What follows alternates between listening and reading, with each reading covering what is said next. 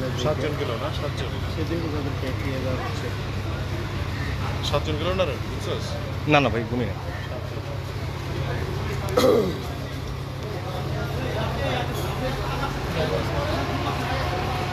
ভাই hello hello ভাই কাটেন কাটেন।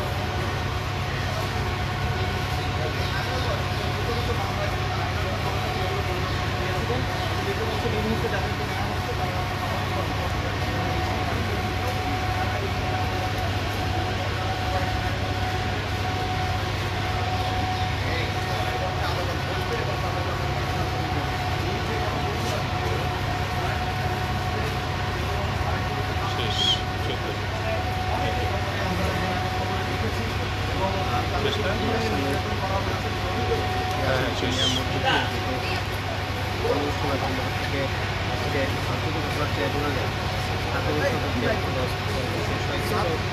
আজকে বিচার কার্যক্রম শেষ হয়ে যায়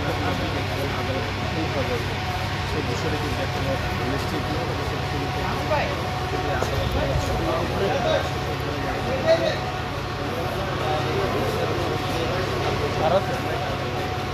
দর্শক মানুষজনের অফিসিয়াল ফেসবুক লাইভ আপনাদেরকে স্বাগত জানাচ্ছি। আপনাদেরকে সরাসরি যুক্ত করেছিলাম কিছুক্ষণ আগে থেকেই যেই আন্তর্জাতিক অপরাধ ট্রাইব্যুনাল থেকে সরাসরি যুক্ত করেছিলাম এবং যেই বিষয়টি আসলে চলছিল যে সেনা কর্মকর্তা যেই 24 জন সেনা কর্মকর্তার বিরুদ্ধে যে মানবতা বিরোধী অপরাধ গুম এর যেই মামলা রয়েছে সেই মামলাতে কিন্তু হচ্ছে যে 15 জন সেনা কর্মকর্তা কিন্তু যেই সিনিয়র অফিসার তারা কিন্তু তারা কিন্তু তাদের কিন্তু সেনা হেফাজতে কিন্তু নিয়ে রাখা হয়েছিল এবং বাকি যারা হচ্ছে যে আচ্ছা তারা কিন্তু হচ্ছে যে তারা কিন্তু ধরাছোঁয়ার বাইরে রয়েছেন এবং আছে ট্রাইব্যুনাল কিন্তু গতকালও কিন্তু ট্রাইব্যুনাল থেকে বলা হয়েছিল যে যদি তাদেরকে আজকের মধ্যে যদি এই আন্তর্জাতিক অপরাধ ট্রাইব্যুনালে যদি হাজির না করা হয় তাহলে কিন্তু সেক্ষেত্রে গ্রেপ্তারি পরোয়ানা কিন্তু জারি করা হবে এবং সব মিলিয়ে কিন্তু আজকে 15 জন এবং গতকাল রাত থেকেই যে একটি হিরিক চলছিল যে সাধারণত অন্যান্য আওয়ামী লীগের যেই মন্ত্রীদের যেই মামলাগুলো ছিল তাদের বিরুদ্ধে যে মানবতা বিরোধী মামলাগুলো ছিল সেই ক্ষেত্রে কিন্তু তাদেরকে 10টার সময় কিন্তু ট্রাইব্যুনালে কিন্তু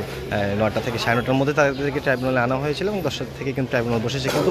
সেনা কর্মকর্তাদের সাবেক যে সেনা কর্মকর্তা রয়েছেন 15 জন